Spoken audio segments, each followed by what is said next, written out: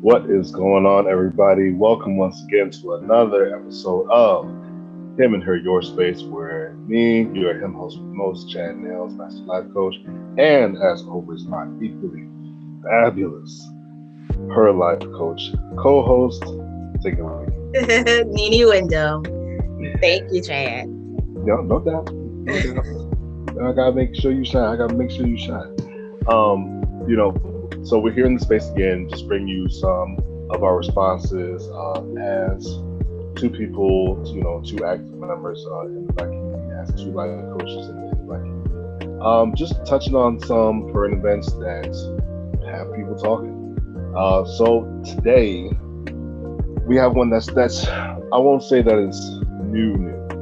It's kind of coming down off this thing, but it still raises a lot of questions in terms of the approach to it. And that, of course, is the reported fallout between Kirk Franklin and his 33-year-old son, Kerrion Franklin, which, if you haven't been living under a rock, you've heard of in some way, shape, or form. Either you heard the actual playing of the recording that the son Kerrion did, or the response that Kirk Franklin did, and then people's responses to both of those things, or even knew that Kerrion's mother did subsequently, which was obviously earlier in this week. So,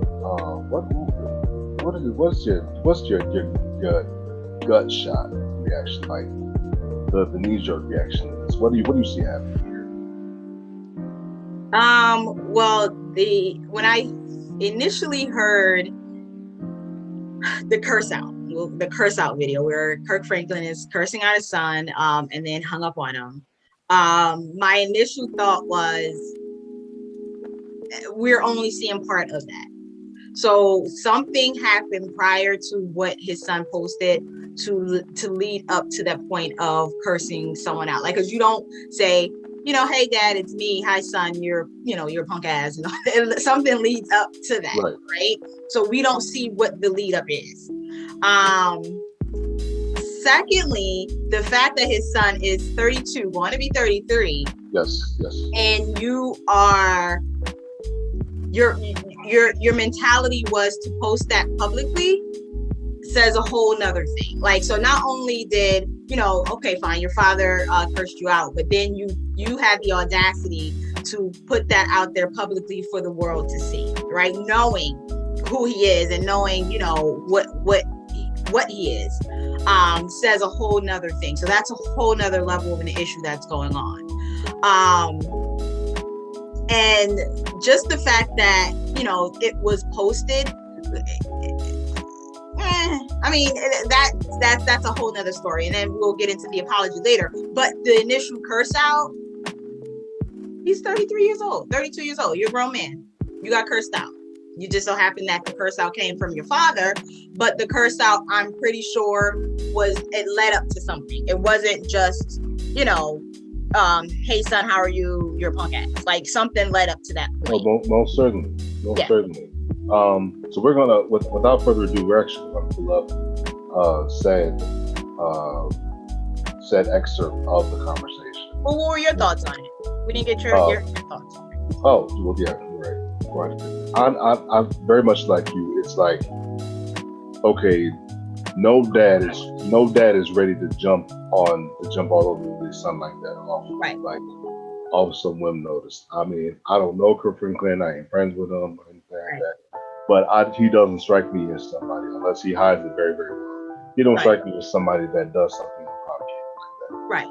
So that's my intuitive look at it. That's my gut reaction to it.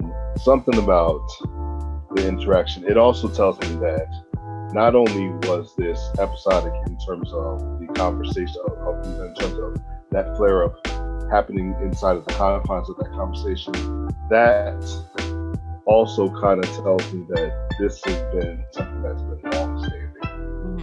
The son says that there has been a disconnect between him and the family for quite some time, and I actually kind of believe him. Now, why is there the disconnect? That's something that they can speculate on. But this is definitely not just oh, we were good, and then me and Dad had this conversation, and it just went all the way left, and Dad just sprang up all over me and this, that, and the third. I don't think that's the case. I think there's definitely a much older root to this, that only them and those around them would actually know, or those in the know would know. And it just kind of got put out there. And you're right, it does say something, it does say a lot about Kerrion to put this out there like that. And then also to hear of a lot of people's reaction to it is also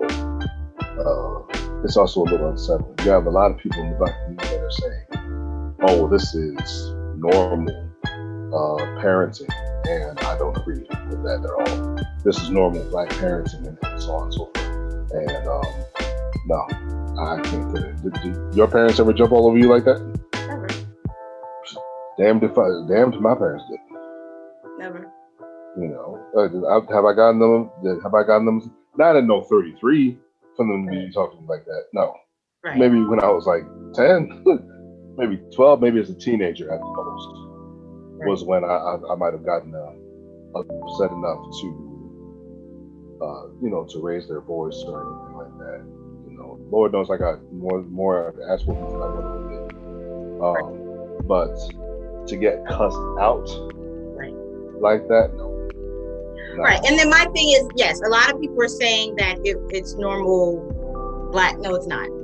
That's not normal. One, I know a lot of people who have not experienced that. Thank God. I know a lot of people who unfortunately have experienced that. However, he's not talking to his minor child. Like, he's talking man to man. And the reality of it is he's talking man to man. So if you're gonna come at me like a man, then you need to be able to take it like a man. If you're gonna buck, I'm gonna buck back. Whether whether you're my son or I'm not gonna and my thing is if his son, hear me out, if his son would have hauled off. I'm laughing because you basically said I will knock if you buck. Right. If you have a child, right, and your child at 32 years old hauls off and punches you in your face, you're gonna be like, oh, son. Oh, you want to die. You're gonna buck. If you buck, and you deserve that buck back. Like, that's verbally or otherwise, yes. Or otherwise. So, but to say that that's a normal behavior of a parent and a child, absolutely not. But if you want to, because sometimes children, we've done it. Your children, I'm pretty sure, if they have not, they will do it. They will test you. And they will test the limit. I'm fortunate that I haven't gotten to that point right yet. So. Wait till the teenagers come. They will test you, okay? And it's going to be a point where you're either going to have to mouth off and let them know, like, yes, I'm your father, but I have a past. Like, I was, this person, and you're not going to come at me, as if you're not going to disrespect me. Whether it's your daughter or your son. Obviously, you're going to treat your daughter a little bit different than your son, but a man-to-man thing, you're going to have to, you buck, Stern, yes. Yeah, this was Stern. I'm all for parents being stern, especially fathers with their sons, especially Black fathers with their sons. Right. I have no problem doing it. I have a son myself. I'm stern with both my kids. The level, the approach in my sternness is different between my daughter and my son, but it is there. Right. It is absolutely there. This was beyond stern. This was, son said something. It seems to me like that issued a warning, son ignored warning, and then Dad popped on. Right. And Dad said, even in the curse out, Dad said, if you ever disrespect me again. So something happened. Something happened. It wasn't, we're just seeing the small bit of it. But let's get to the video. Let's get to the video. For those who may not have seen it yet. Without yeah. Mm-hmm. So where were we? Okay, so this is the video for the curse out. Of course, we have fair use before, as we're pulling this up with, this is being done under fair use policy.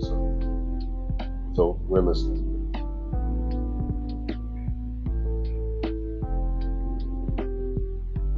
Are we sharing sound? Mm-hmm. I don't hear it on my end, but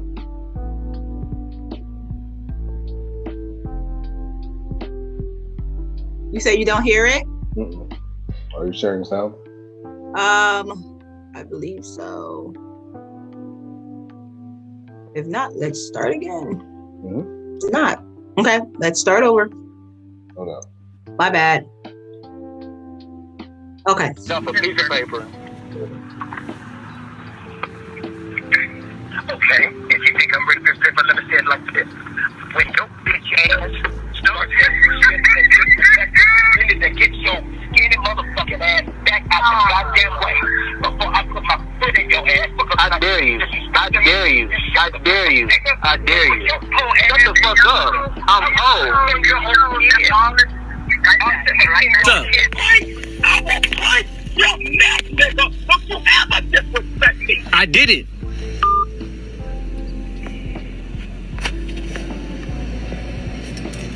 He just hung up the phone. I'll break your neck. Is that a threat? Okay. So. Okay. Right.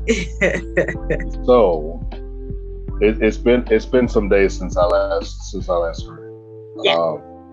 But there is, even in that small exchange, there is a lot happening there. Obviously, the conversation didn't start on 10. So for the clip that Kerrion played for the world to listen to, he already catches a bit of it now, because most people will be able to listen to that and know that there had to have been prior conversation that happened. Right? It's not like he just jumped on the phone and was like, "Boy, if you ever disrespect me." Obviously, something happened where there was a disrespect for Kirk to even refer to. Mm-hmm. You know, and he's like, and then you're hearing the son saying, you know, "I dare you to do it. I dare you." And he's like, "Okay." Only in very, very rare circumstances can a child say that to a parent and really kind of get what they did. Right. That's funny, because without going into detail, I've been in something of a similar situation. Not that it was chronic. It was chronic. It was very, very. It was a one-time thing.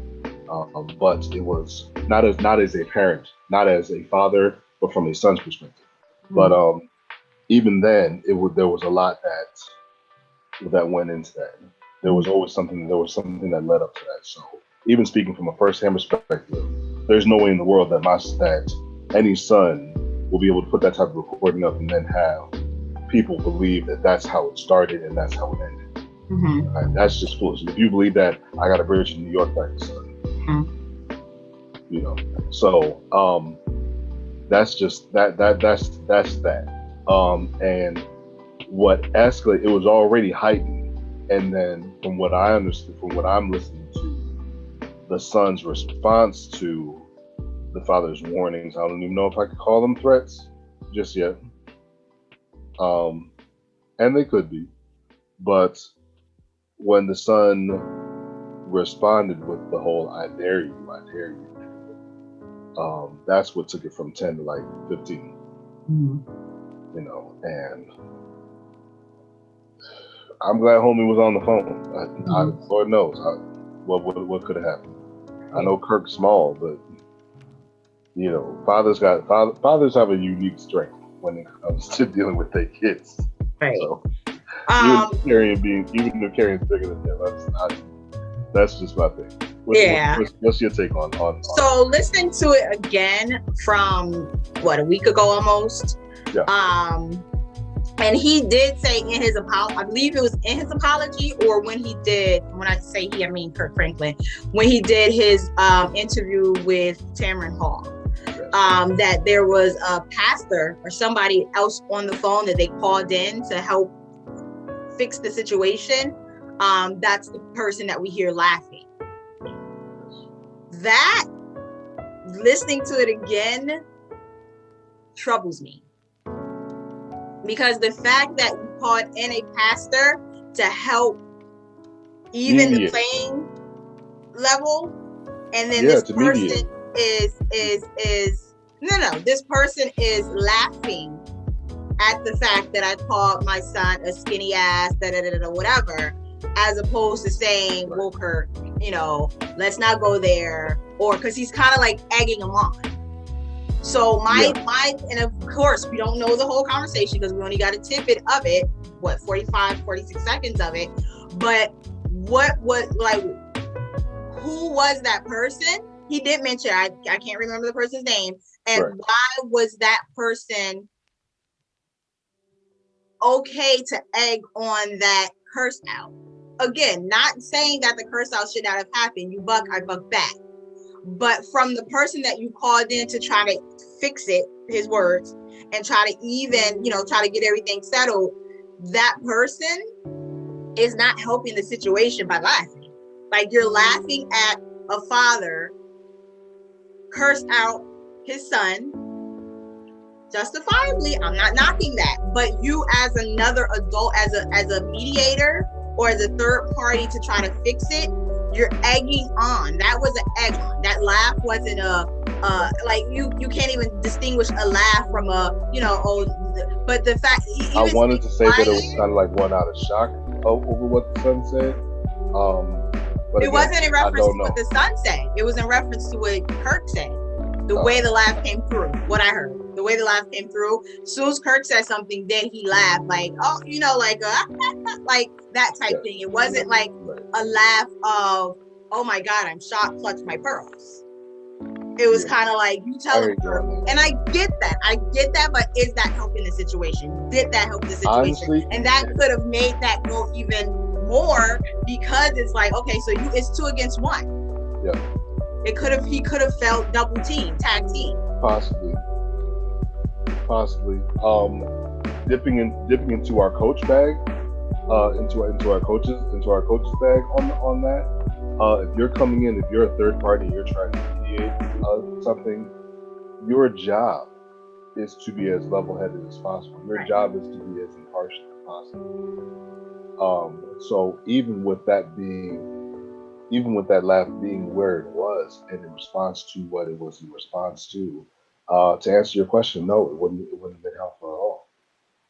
That removes you from that scope of being impartial. That removes you from the scope of being a mediator, because even your response to something like that, to something like Kirk flaring up, and then you're laughing at the fact that the dad is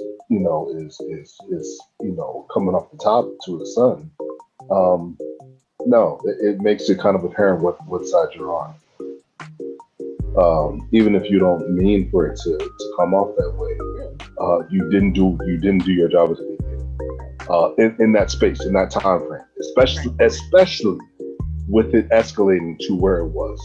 The more heightened it get, you would have needed to be that much more of a mediator, because things were getting volatile, because things were getting too extreme. Your job is to mediate, which means you're in the middle. If you see things becoming more extreme, that means you have to mediate more. And if that didn't happen in that space, then no, it doesn't help at all. Right. And again, I'm not saying that the buck back was an unnecessary buck back, but I think had the laugh not had happened, maybe would it have did something different? Like, yes, he was already recording it, but would it had that, maybe that took it to the level of, oh, so y'all trying to double team me? I'm already something, because they already talked about it. I already have some mental things going on because I'm seeing a therapist. So now I'm going to put it out there because now I feel attacked. And so now I'm going to do it. Thinking from a man, yes, 32 years old, but I feel that you're supposed, you should be a mediator in this. And I felt tag team. I felt like I was, being attacked, and that could have caused that to move to social media as opposed to staying private for himself and then thinking about it, and, whatever. So that's just the observation I made this time that I did not see last time. So again, not taking the buck back. He deserved, whatever it is, if you came at me like that. But Kirk Franklin did apologize.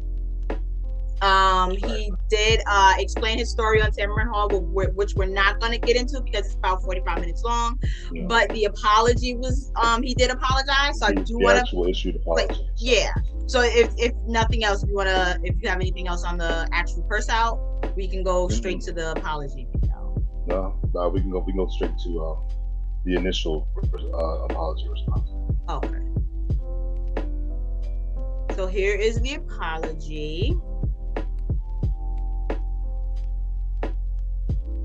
Let's dance and start, let's dance for a while.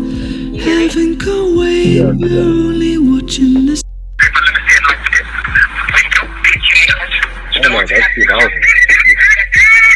See, that laugh gets me. Where's the apology? It was here.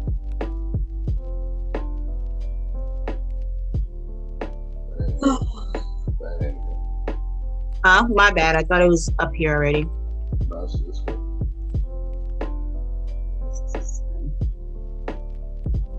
This one. Let's dance and start, let's dance for a while. No, sorry about this. Many of you know I have an older son named Kerrion Franklin. In May, he'll be 33. For many years, we have had a toxic relationship with him as a family. We've tried for many years through counseling, through therapy, to try to rectify this private family matter. Recently, my son and I had an argument that he chose to record. I felt extremely disrespected in that conversation, and I lost my temper. And I said words that are not appropriate. And I'm sincerely sorry to all of you. I sincerely apologize. I want you to know as a father that during that conversation, I called the family therapist and got that therapist on the phone to try to help. He never played that part of the recording. I'm not perfect. I'm human and I'm going to make mistakes and I'm trying to get it right. Please keep me and my family in your prayers. Optimum's best internet offer just got better. Get. So what are your thoughts on that? Silly ass questions. So, first thing that I'm noticing, Kirk.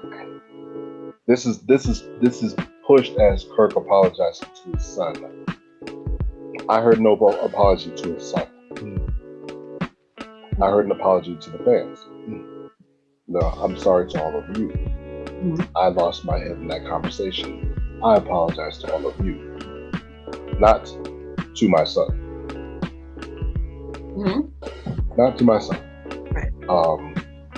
So there's the first thing that the top of my thoughts. That's the first thing that came off the top of my head. Secondly, I do believe it to be, if you are to look at it in the context of him just talking to us, I believe the apology to be sincere. I don't think if I were his son, I could conceptualize not wanting to accept that apology, because you ain't saying shit to me. You know, you're talking to your fan base, you're talking to the public, because you ain't trying to get dragged for filth, and which would automatically result in cancellations of concerts and loss of endorsements and who knows what else. Right? So there is that very real aspect of you being a public figure and this just not being good for your brand. Right? You're supposed to be Mr. GP, are you with me? And I'm internally chuckling at myself because I don't even remember which comedian said it. I don't know. It might have been D.O.E. And he said it way back when he was still with God's Power. He said one of these days, Kirk gonna be so amped he's gonna mess around and cuss. Put your hands in the air. And 20 some odd years later, it done finally happened. It done finally happened. You know, obviously not in the framework that we were thinking of it, but there it is. You know, so is he calling it what it is? Oh, also a little bit of low-key shade to us too, because we sitting here, it became a very public thing, and you notice that emphasis that he put on this very private family matter, private, very private, which means none yet.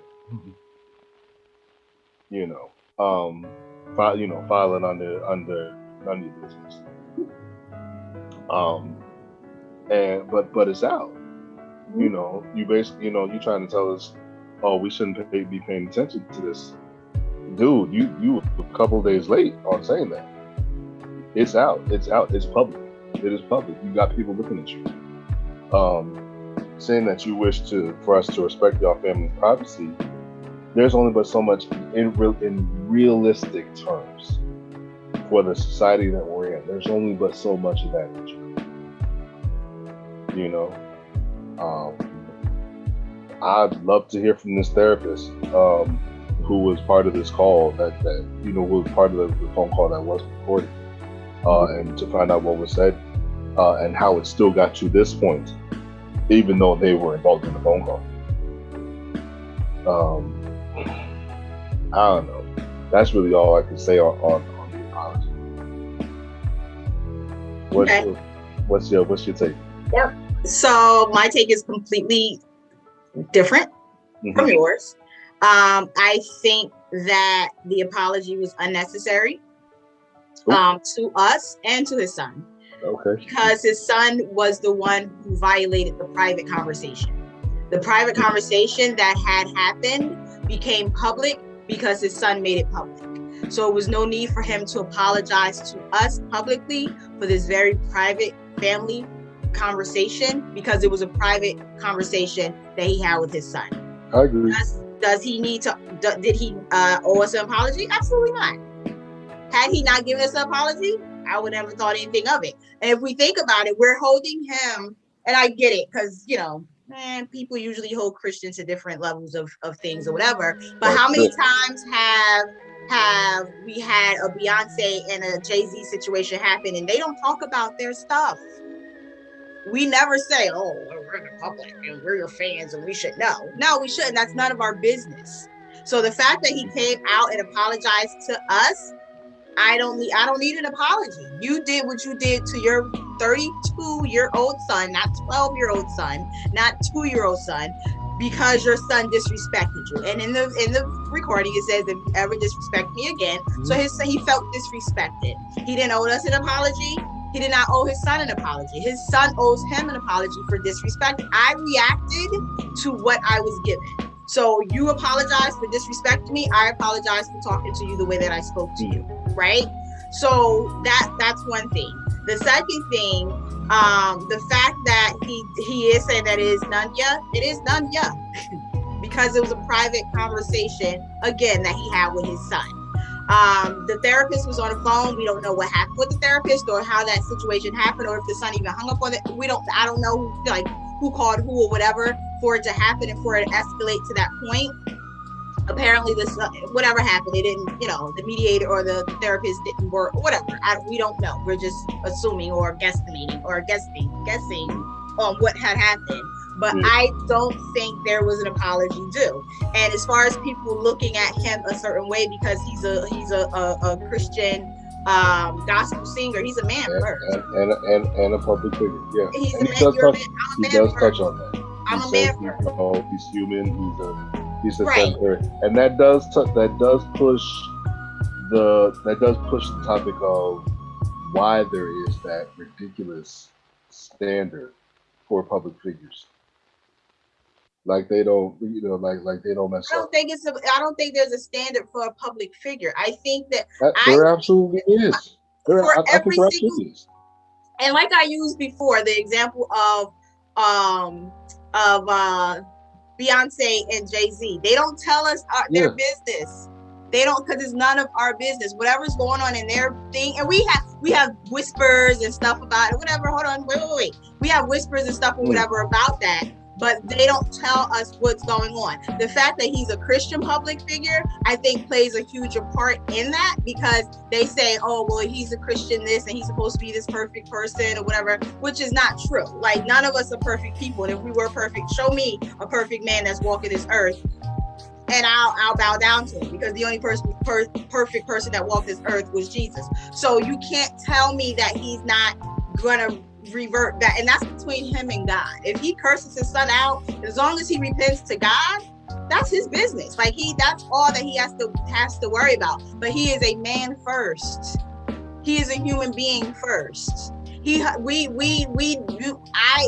owes us nothing, absolutely nothing.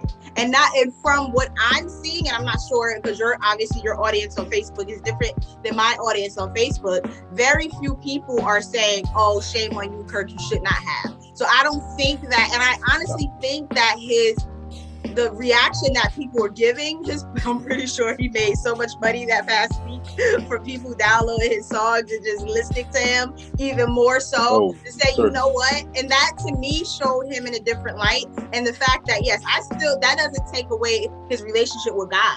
That doesn't take away his, belief in what he does and his job and what he does, but it shows me him in a human light. I am human. I make mistakes. I'm not this perfect person walking around on clouds. I make mistakes. And he made a mistake in private with his grown child that he has absolutely nothing to apologize for. Absolutely nothing. Okay. I mean, our stances are they're not as different as you make it. For me to talk on the apology, I'm just speaking on what I got from it, not on the portion of whether or not we are doing one. You're using the Beyonce and Jay-Z example. In this example, this celebrity didn't put his business out either. Somebody else did. Okay. And even for you to talk on people looking at him like, he's this Christian, he's supposed to be all these posters when it comes to being a Christian or being a public figure, that does talk about there being this alternative standard. You're a Christian and you're a public figure. People, when they look at people that are in higher positions of authority or in positions of influence, for whatever reason, when they make a mistake, the public in general seems to attribute much more emphasis or egregious, or this level of being egregious to, and it's not fair. I do agree with you in the sense of Kirk talking about, and this is something that's actually been kind of cliched, is using this whole I'm human, I make mistakes. How many people have we heard you use that out of context, to the point where when you hear somebody else make it, when you hear somebody else say it again, it can actually lose strength. Not to say that it doesn't apply to me, it absolutely does. Why? Because I work very hard within myself to try and take each of those instances on a case-by-case scenario. I think there are some people that use that premise of, oh, I'm human, I make mistakes, and you've committed it multiple times. You committed the same thing multiple times. At that point in time, I'm like, nah, F that. You know that. All right. In this case, I could see where that might be the case, unless this has been a regular occurrence, which again we don't know and won't know. No, I think it's probably this is not his first curse out because his son knew to start recording. So I don't think it's been the first time. That's a good. That is a, right. That's so it's point. not the first time. And there's actually Kirk's apology actually kind of supports that, because he said there has been toxicity between Kirk and his son, and it's funny that he said the family and his son, which would lead me to believe that there hasn't even just been static with Kirk directly, but static with Kirk's family in general. Meaning if there was static with Kerrion and wife, maybe, and Kirk's wife, Like they're ecstatic with Kerrion and his half siblings, possibly. But Lord, I think he did touch on that, if I'm not mistaken. For the parts we don't know, that could be really nice. Well, no, he did touch on that, if I'm not mistaken, in his interview with Tamron. Okay. Tamron Hall. So he did mention, because he has half siblings and, just that dynamic, which is kind of normal with any family, that there was something going on there. Okay. So. All right. Well, there that is. Yep. Yeah, but for a son to get to the point, and also, the other part that we also don't know is Kirk may have said he felt disrespected in the conversation. That does not mean that it's not possible for Kerrion to have thrown the first shot. That is not possible. It's not that just because Kirk was saying he felt disrespected in the phone call, that doesn't mean that it's not possible that Kerrion threw the first shot. Oh, I'm sure he did. So just as possible as it could have been for Kirk to be responding to Kerrion first, as far as Kerrion saying something first, it also could have been that's one person saying something and one person escalating. But it's also possible when the other person says something, which then elevated the second person to say something, which then elevated the third person. So how do we know Kirk didn't say something crazy that then made Kerrion go off step, which then made Kirk go way off step? So there's also that possibility. But again, that is extreme speculation. But just because it's speculation does not make it possible. It just makes it a problem. So there's that part as well. To the notion of this this public response that Kirk didn't do anything wrong, that's just regular parenting and so on and so forth. Again, I'll say I think that's the exception rather than the rule. That is not a typical black person, black father, black parent response to a child at any age. So it shouldn't be. I definitely don't think that's the norm. To anybody who is saying that narrative, or if you know of anybody who's saying that narrative, give yourself, if it is you or somebody else, a tap on. If you hear somebody else saying it, tap on children.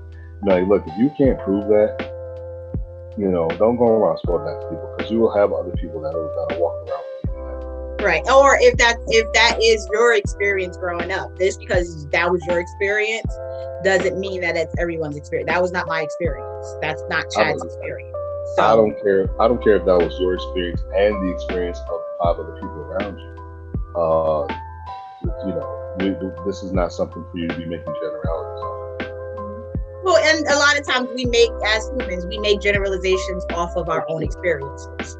So if that's their experience, that's an unfortunate experience to have, but that doesn't paint the whole culture, the whole, race as that. That's not what we do. So. And that's what I would want people to definitely walk away with understanding. Right. As far as that. So that really kind of covers it. If you want to get more information, if you haven't seen it, there is an interview with Kirk that we mentioned earlier that Kirk does with Tamron Hall. There is another interview that Kerrion's mother does as well. It's about an hour long each, I think, for each one of those interviews. So you're more than welcome to check that out if you haven't already seen it, to get more information on it. And that's really the wrap up with that. Yep. And what we'll do actually too, I'll link both the apology, the initial curse out video, the interview with Tamron, and the interview with his mom, Kerrion's mom, in the link in the chat description box. All right. So that will about wrap it up for us for this episode of YourSpace. where we are continuing to take in information from you as far as what you guys want us to respond to and everything like that. So be sure to like, share, and comment below if you like what we're talking about here. Again, we will have the links to the supporting links to this story in the description box below.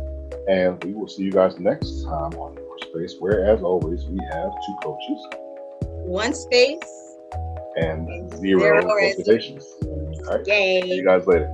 Bye, guys.